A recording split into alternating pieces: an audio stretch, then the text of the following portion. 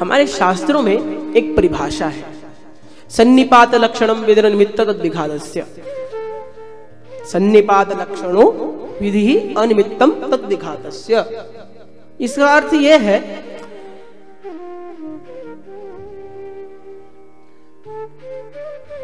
उत्पाद्य अपने उत्पादक का नाश का कारण नहीं बनता। यथा कोई पुत्र स्वयं अपने पिता का हंता नहीं बनेगा। हाँ महाराज, भले इसका आजकल अब बात देखने को मिल जाए, परंतु शास्त्र तो यही कहते हैं कि पुत्र अपने पिता का नाश नहीं करेगा। तो पाप कहते हैं महाराज, इन्होंने वर्ष भर मुझे इकट्ठा किया, भांति भांति के पाप किए, कहीं व्यसनों में लीन रहे, कहीं विषय भोग किए, कहीं झूठ बोला, कहीं धोखाधड़ी करी महाराज, भांति भांति प्रकार से पापों को इकट्ठा किया। और पापों को इकट्ठा करने के बाद सोमवती अमावस्या के दिन गंगा जी में नहाकर सारे पाप बहा दिए। तो पाप बोले पहले प्यार से हमें इकट्ठा किया। ये बताइए, जो मदिरा होती है ना, वो किसी से नहीं कहती भैया आके मुझे पियो, मेरा सेवन करो। मदिरा अपने आप में बर्बाद नहीं होती, किसी बर्बाद से मिलकर वो बर्बाद होती है। अपने आप में वो बर्बाद नहीं होती महाराज। कोई पाप नहीं कहता कि आप आओ मुझे करो।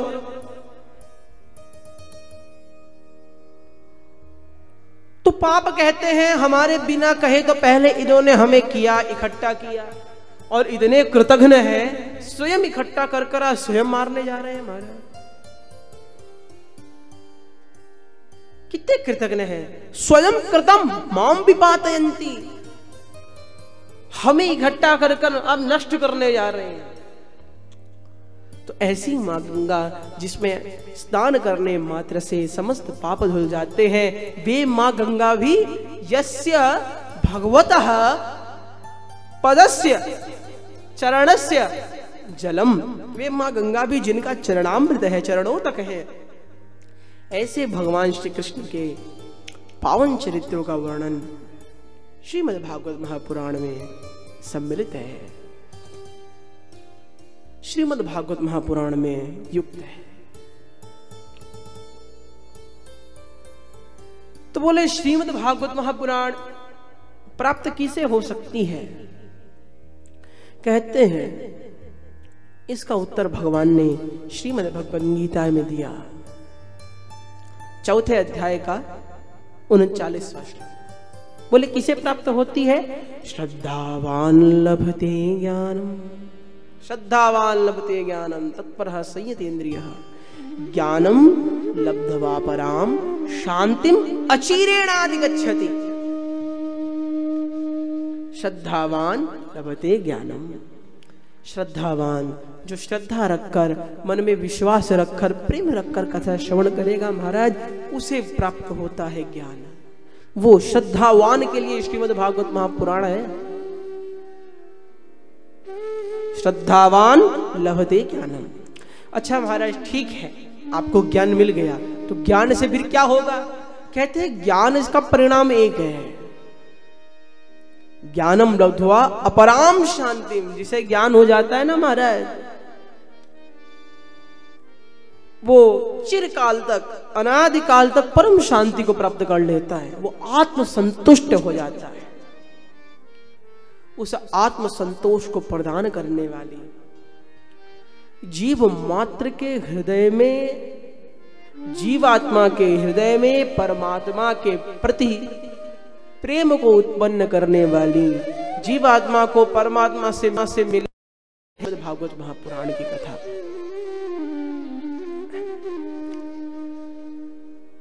श्रीमद् भागवत, इस शब्द विशेष पर जितनी चर्चा की जाए उतनी कम है।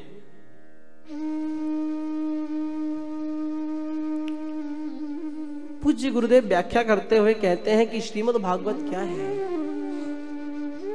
तो बोलते हैं श्रीमद् भागवत वो है, वो प्रत्यक्ष देव है जिनके पास आप जैसी इच्छा लेकर जाओगे वैसी इच्छा पूर्ण होगी। शास्त्र कहता है मंत्रे तीर्थे द्विजे देवे दैवज्ञे भेषजे गुरौ। मंत्र बोलते समय तीर्थ में, ब्राह्मण के सामने, गुरु के सामने, वकील के सामने और डॉक्टर के सामने आदि आदि यादृशी भावनाम कुर्यात् सिद्धिर भवति तादृशी। जैसी आप भावना रखेंगे आपको वैसी ही सिद्धि मिलेगी। एक ने प्रश्न किया, महाराज ये जो क्षमा है, इस क्षमा शब्द की क्या ताकत है?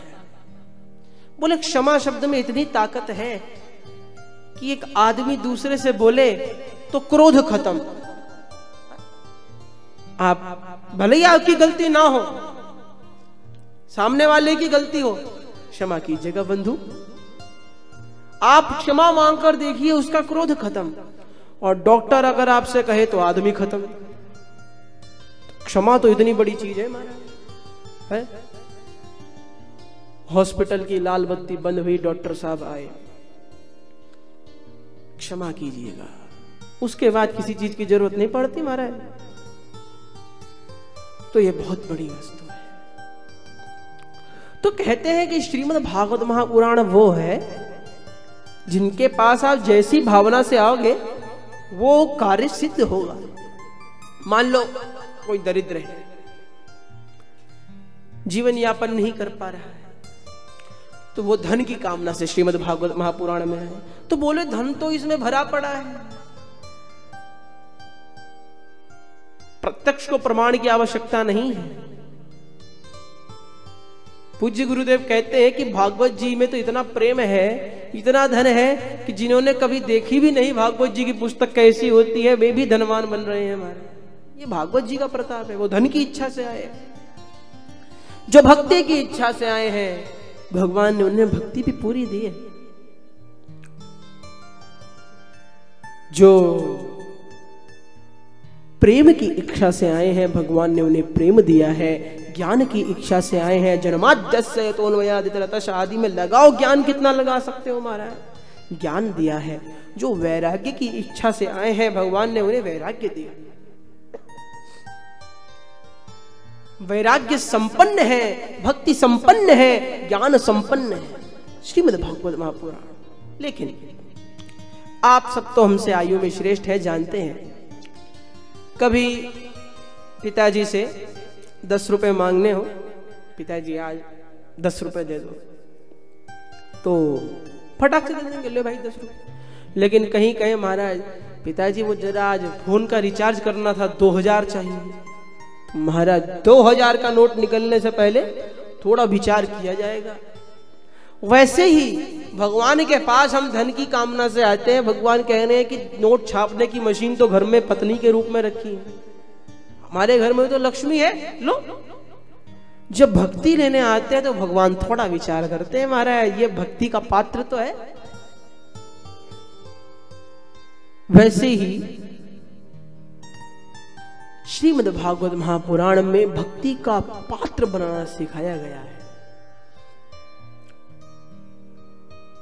भगवान के पावन चरित्रों से सुसंपन्न, भगवान के अवतार के, भगवान के भगवत्ता के हेतु को, हेतुत्व को झलकाने वाली श्रीमद् भागवत महापुराण, जिनका आज महात्म्य कथन है। कई लोगों का प्रश्न हुआ होगा, महाराज कथा का बैनर पड़ा 29 दिसंबर से 5 तारीख तक और 6 तारीख को भंडारा। तो बोले 29, 30, 31, 1, 2, 3, 4, 5, ये 8 दिन की भागवत कब से होने लगी महाराज? भागवत जी तो सप्ताह है। लोगों के यहाँ शादी हो तो 7 दिन की शादी 15 दिन में हो जाए, चलो महाराज थोड़ा उत्सव बना रहेगा, ऐसा विचार करते हैं। किंतु श्रीमद् भागवत महापुराण की कथा 7 दिन के 1 दिन बढ़ गया तो दिक्कत होने लगी महाराज। 8वां दिन क्यों बढ़ाया? तो इसका कारण है, एक दिन चर्चा होती है महात्म्य पर। महात्म्य माने श्रीमद् भागवत महापुराण की भूमिका। श्रीमद् भागवत महापुराण के बाजार में श्रीमद् भागवत महापुराण का जो शब्दों का भंडार है, इसके आपन अर्थात बाजार में आपको खड़ा होना है तो महात्म्य की पेंटिंग होनी चाहिए। महात्म्य क्या है? परफेस है, भूमिका है। किसी भी किताब को आप पढ़ना आरंभ करो, सबसे पहले भूमिका आती है, परफेस आता है। ये नहीं किताब खोली और चैप्टर 1 ना। ये किताब क्यों लिखी है महाराज? क्योंकि प्रयोजनम अनुद्दिश्य वंदोपि न प्रवर्तते। बिना प्रयोजन के तो मूर्ख से मूर्ख भी कोई काम नहीं करता महाराज। तो श्रीमद् भागवत महापुराण का प्रयोजन क्या है? तो बोले श्रीमद् भागवत महापुराण के प्रयोजन को ही श्रीमद् भागवत महापुराण के महात्म्य में बताया गया है। इसीलिए श्रीमद् भागवत महापुराण के महात्म्य के ज्ञान के लिए 1 दिवस की कथा अधिक होती है। महात्म्य में क्या चर्चा है, स्पर्श तो हमको सब करना ही पड़ेगा, वैसे तो आप जानते ही।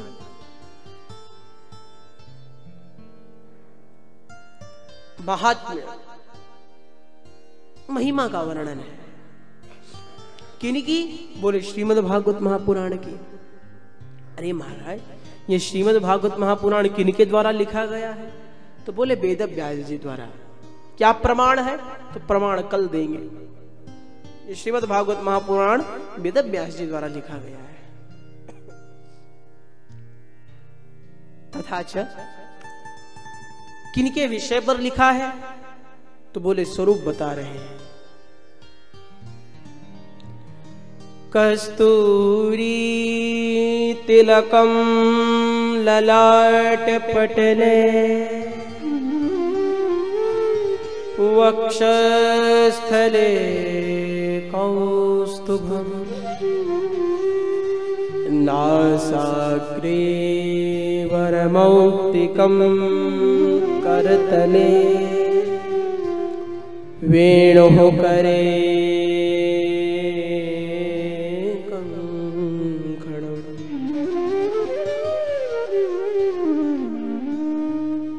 सर्वांगे हरिचंदनं सुललितं कंठे च मुक्तावली गोपस्त्री परिवेष्टितो विजयते गोपालचूडामणि।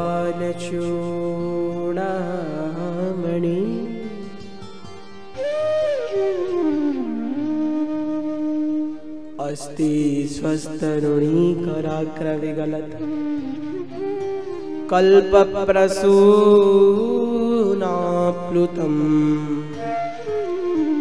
वस्तु प्रस्तुतवेणुना दलहरि निर्वाण निर्व्याकुलम्।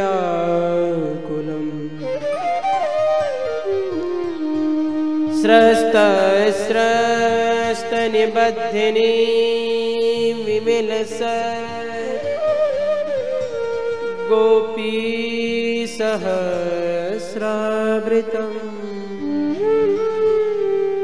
हस्तन्यस्त तथा पवर्गमखिलो दारं किशोराकृति।